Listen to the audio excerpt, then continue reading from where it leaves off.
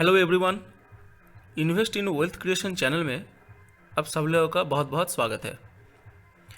आज हम लोग दो स्टॉक्स के बारे में जानने वाले हैं। इन दो कंपनीज का हम लोग स्टडी करेंगे और कुछ न्यूज़ है जिसको हम इस वीडियो में कवर करने वाले हैं। लेकिन सबसे पहले हम देख लेते हैं पिछला जो ट्रेडिंग डे था 11 मार्च को, उसमें निफ्टी 50 कैसा परफॉर्म किया था। तो आप लोग देख पा रहे हैं निफ्टी 50 का चार्ट पिछला ट्रेडिंग डे का। तो आप लोग देख पा रहे हैं कि निफ्टी 50 उस दिन लगभग फ्लैट था, केवल मात्र 0.21% की अप साइड देखने को मिला है और निफ्टी 50 क्लोजिंग दिया था 16,630 में। तो दोस्तों सबसे पहले हम लोग पहला कंपनी का बात कर लेते हैं। कंपनी का नाम है HDFC बैंक। ये हमारे इंडिया का सबसे बड़ा प्राइवेट सेक्टर बैंक है। तो इस बैंक के ऊपर रिजर्व बैंक ऑफ इंडिया यानी कि RBI ने जो भी रेस्ट्रिक्शन लगाया था वो सब हटा लिया। तो दोस्तों आप लोग सोच रहे हैं कि कौन सा रेस्ट्रिक्शन RBI ने HDFC बैंक के ऊपर लगा दिया था। तो आप लोग देख पा रहे हैं HDFC बैंक के ऊपर जो RBI ने रेस्ट्रिक्शन लगाया था वो था बैंक का जो डिजिटल प्रोग्राम था, बैंक डिजिटल 2.0 प्रोग्राम, वो RBI ने HDFC बैंक के ऊपर से हटा लिया गया है। वो HDFC बैंक आज एक स्टेटमेंट जारी करते हुए कहा है। दोस्तों 2020 में HDFC बैंक ने एक ही महीने में 2 लाख क्रेडिट कार्ड इशू कर दिया था।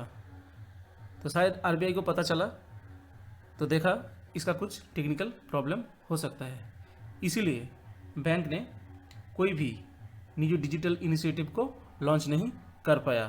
फरवरी 2021 में RBI ने एक एक्सटर्नल फर्म को अपॉइंट किया HDFC बैंक का IT इंफ्रास्ट्रक्चर का जो ऑडिट है वो कैरी आउट करने के लिए।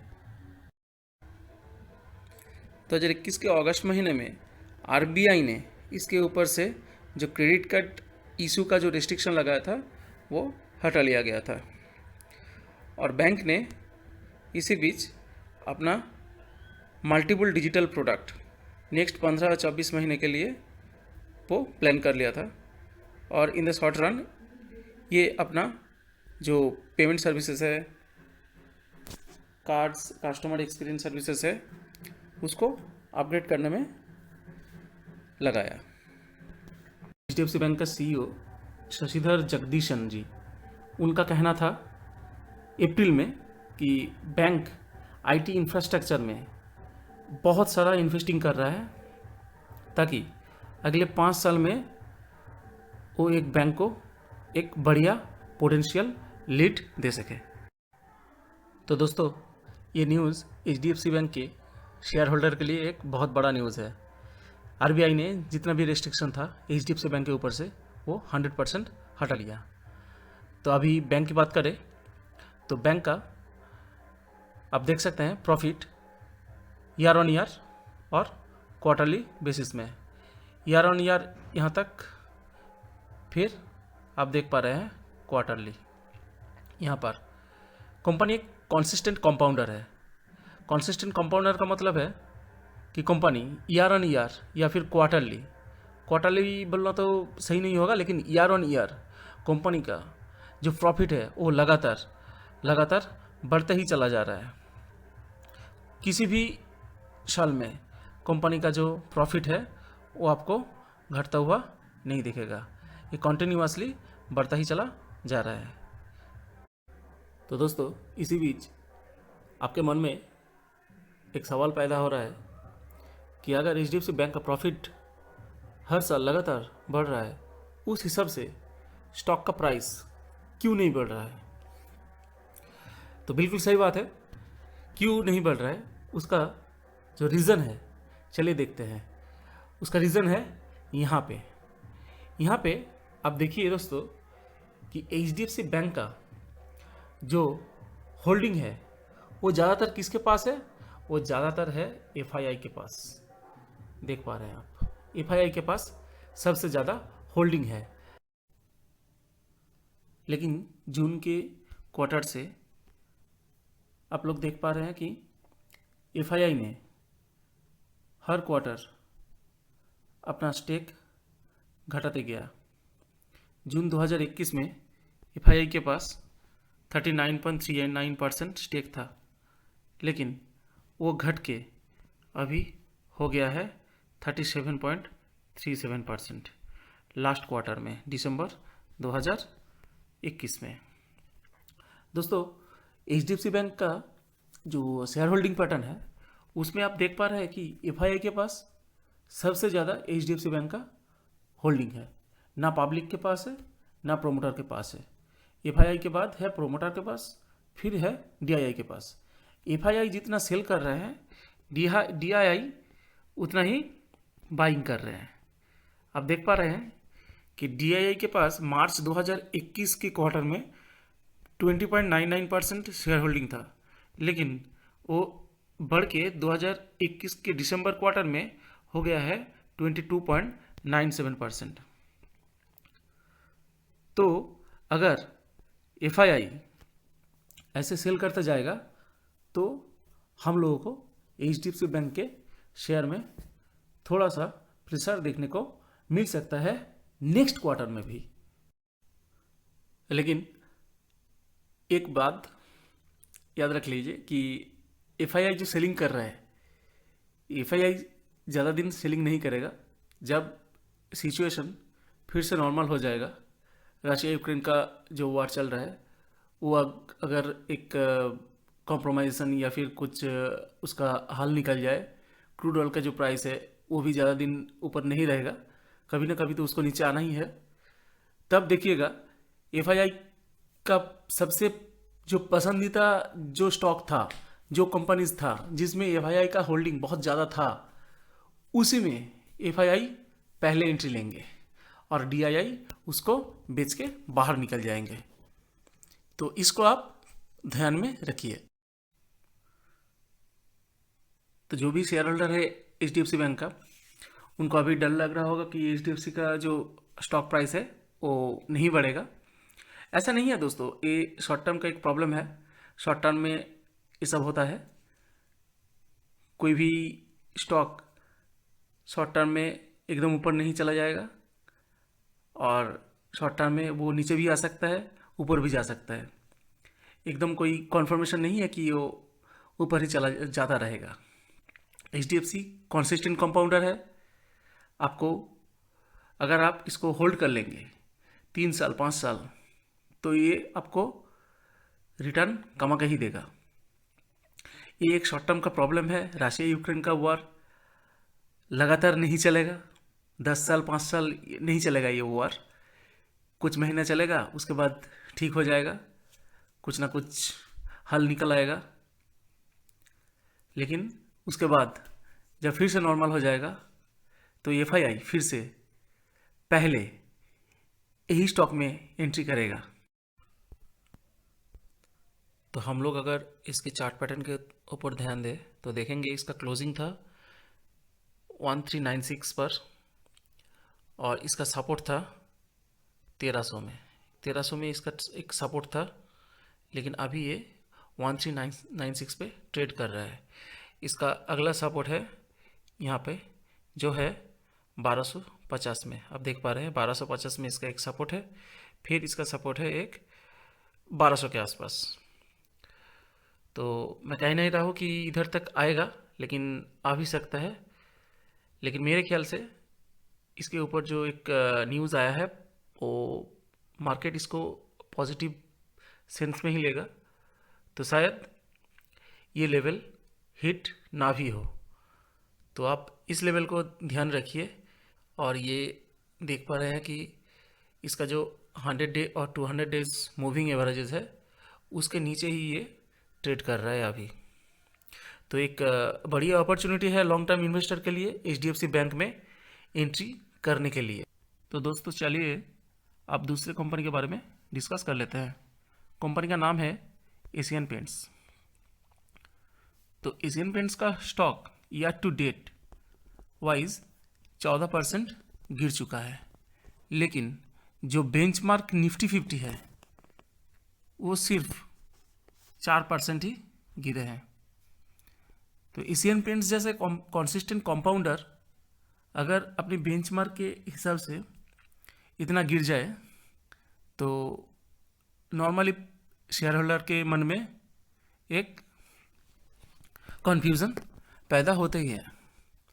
तो इसके जवाब देते हुए मिस्टर अवानिश चंद्र, जो कि इंस्टीट्यूशनल इक्विटीज़ SMIFS का हेड है, उन्होंने कहा है कि ये जो पूरा मार्केट है, एशियन पेंट्स जैसे एक लार्ज कैप कंपनी इनको बाइंग द डिप करने की टाइम है।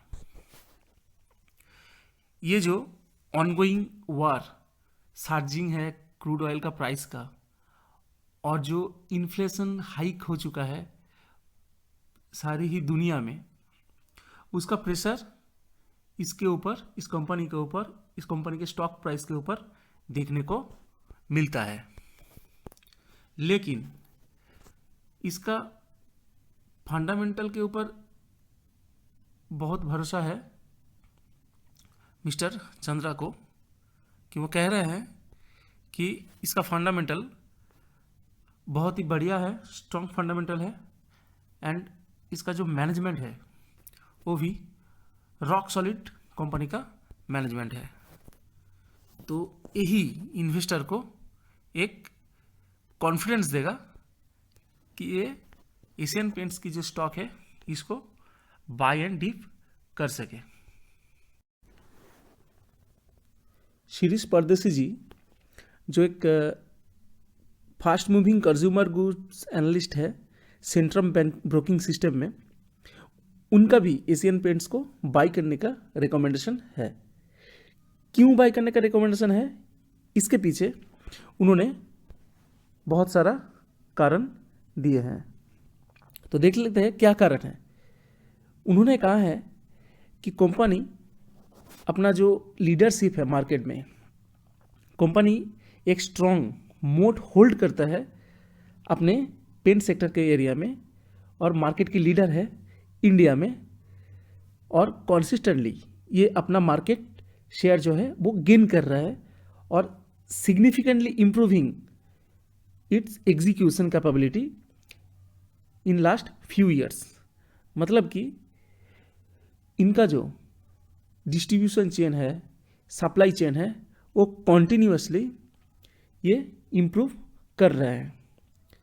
उसके साथ उन्होंने ये भी कहा है कि एशियन पेंट्स ऐसे क्रूड ऑयल का जो प्राइस है ये नया नहीं है, ये पहले भी बढ़ चुका है, और एशियन पेंट्स का मैनेजर, एशियन पेंट्स का जो मैनेजमेंट है वो काफ़ी सही तरीके से, काफ़ी बखूबी से इसको पहले भी निभा चुका है, मार्जिन को, अपना मार्जिन को स्मार्टली हैंडल करते हुए। और परदेसी जी का भी और भी ये कहना है कि ये जो सर्जिंग ऑफ क्रूड ऑयल है ये परफॉर्मेंस को उतना हिट नहीं करेगा एशियन पेंट्स का, क्योंकि इसका जो अंडरलाइंग जो एक डिमांड बेस बना हुआ है tyre 2, tyre 3 and tyre 4 city के मार्केट में, उसके कारण एशियन पेंट्स का जो बिजनेस है वो कुछ ज़्यादा इम्पैक्ट नहीं होगा क्रूड ऑयल की प्राइसेस बढ़ने के वजह से। दोस्तों, यूएस प्रेसिडेंट जो बिडेन और यूके, इन दोनों ने मिलकर रशिया के ऊपर सैंक्शन लगा दिया था, क्योंकि रशिया यूक्रेन के ऊपर जो वार, या फिर आप कह सकते हैं कि इन्वेजन कर रहे थे, उसी का प्रोटेस्ट करते हुए यूएस, उसके बाद यूके, और उसके बाद दूसरा यूरोपियन कंट्रीज़ भी रशिया के ऊपर बहुत सारा सैंक्शन लगा दिया था। तो रशिया दुनिया का second largest crude oil exporter है सऊदी अरबिया के बाद। 3 million barrel per day crude oil Russia export करता है यूरोप कंट्री को। लेकिन बैन लगाने के कारण जो सप्लाई चेन में एक घाटा हुआ, उसके कारण डिमांड बहुत ही बढ़ गया था। इसी वजह से ब्रेंट ऑयल का प्राइस लगभग 14 साल के लिए सबसे बड़ा, सबसे हाईएस्ट देखने को मिला, $136 पर बैरल, जो पहुंच गया था लास्ट वीक मंडे को। लेकिन एक अच्छा खबर ये भी है कि वो $136 पर बैरल जो था वो अभी घट के $109 पर बैरल आ चुका है। आप देख पा रहे हैं इधर $109 पर बैरल। तो आप जानते हैं कि पेंट सेक्टर का सबसे बड़ा, जो सबसे इम्पोर्टेंट जो रॉ मटेरियल है वो है क्रूड ऑयल।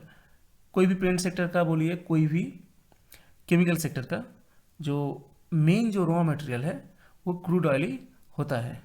और पेंट सेक्टर का खास करके एक मेजर जो रॉ मटेरियल है वो है क्रूड ऑयल। लेकिन एशियन पेंट्स का मैनेजमेंट कह रहे हैं कि रॉ मटेरियल का जो दाम बढ़ रहा है ये अभी से शुरुआत नहीं हुआ, ये शुरू हुआ था 2021 से। तो 2021 के बाद इसका जो बिजनेस का मार्जिन है वो Q2 FY22 और gross margin across business in Q3 FY22 में थोड़ा सा इम्पैक्ट हुआ था। लेकिन ऑयल प्राइसेस के दाम इतना बढ़ने के बाद भी एक वेटरन इन्वेस्टर ही कह सकते हैं और एनालिस्ट भी कह सकते हैं, मार्सेलस इन्वेस्टमेंट मैनेजर्स इनका कंपनी है और उनका नाम है मिस्टर सौरभ मुखर्जी। और उनका कहना है कि एशियन पेंट्स अपना जो स्ट्रैटेजी है पिछले 10-20 सालों से एशियन पेंट्स अपना बिजनेस में लगातार बहुत सारा चीज़ झेल चुके हैं। क्रूड ऑयल का प्राइसेस हो, इन्फ्लेशन हो, कोई भी मार्केट को जो नीचे की तरफ लेके जाता है, जो न्यूज़, जो कारण, वो एशियन पेंट्स सब झेल चुका है। तो अभी अगर इस वजह से एशियन पेंट्स नीचे जा रहे हैं तो वो बाई का एक बहुत बड़ा मौका कह रहे हैं। तो वो एशियन पेंट्स को लेके बहुत बुलिश है। और एशियन पेंट्स का जो स्टॉक है, अगर आप टेक्निकली देखेंगे तो अभी आपको वीक दिखाई देगा, नीचे गिरते हुए दिखाई देगा। लेकिन एक अच्छी बात है कि जो इतिहास दोहराता है कि ये टेक्निकल वीकनेस जब एशियन पेंट्स के चार्ट में आया तभी एशियन पेंट्स को खरीदने का मौका मिला था। उसके बाद एशियन पेंट्स का स्टॉक हाथ में आने का मौका नहीं दिया था। तो एशियन पेंट्स की चार्ट पैटर्न की हम लोग बात करेंगे तो देखेंगे कि लास्ट ट्रेडिंग डे में एशियन पेंट्स क्लोजिंग दिया है 2,932 रुपये में। इसका एक बहुत ही महत्वपूर्ण सपोर्ट है इधर, जो कि है 2,650 के आसपास। यहाँ पे भी देख सकते हैं कि ये इसका एक स्ट्रॉन्ग सपोर्ट जोन बना हुआ था। लास्ट कुछ ट्रेडिंग डे से पहले ये इसी सपोर्ट में आ चुका था और वहाँ से ही ये बैक कर चुका है अपवर्ड डायरेक्शन की तरफ। लेकिन अभी भी एशियन पेंट्स के शेयर को खरीदने का मौका है। नेक्स्ट अगर फिर से ये नीचे की तरफ आने की कोशिश करे, स्टॉक और भी थोड़ा गिरता है, तो आप इसे इस सपोर्ट में या फिर यही जो सपोर्ट बना हुआ है इसमें आप ले सकते हैं, धीरे धीरे करके बाय ऑन डिप कर सकते हैं एक एक सपोर्ट में। इसका जो सपोर्ट है वो 100 रुपये का सपोर्ट बना हुआ है। तो दोस्तों आखिर में मैं एक बात बोलना चाहूँगा, ये वीडियो कोई स्टॉक का रिकमेंडेशन नहीं था। किसी भी तरीके से आप वीडियो को देख के कोई भी स्टॉक को बाई या फिर सेल मत कीजिए। ये वीडियो बिल्कुल भी एजुकेशनल और स्टडी पर्पस के लिए था। अगर कोई भी स्टॉक को आपको बाई करना है या फिर सेल करना है, आप खुद उसके ऊपर रिसर्च कीजिए, स्टडी कीजिए, फिर जाके कोई भी डिसीजन ले, या फिर अपना फिनेंशियल एडवाइज़र से आपका डिसीजन कर सकते हैं। तो दोस्तों आज के लिए वीडियो में इतना ही। अगर वीडियो आपको इन्फॉर्मेटिव लगा है तो वीडियो को आप लाइक कर सकते हैं, चैनल को सब्सक्राइब कर सकते हैं। अगर दूसरा कुछ स्टॉक के बारे में या फिर कोई भी न्यूज़ के बारे में आपको जानना है तो आप कमेंट सेक्शन में बोल सकते हैं। वीडियो को आप शेयर भी कर सकते हैं अपने दोस्तों के साथ, और नोटिफिकेशन बेल को आप दबा दीजिए ताकि नया कोई भी वीडियो आए सबसे पहले आपको नोटिफिकेशन मिल जाए।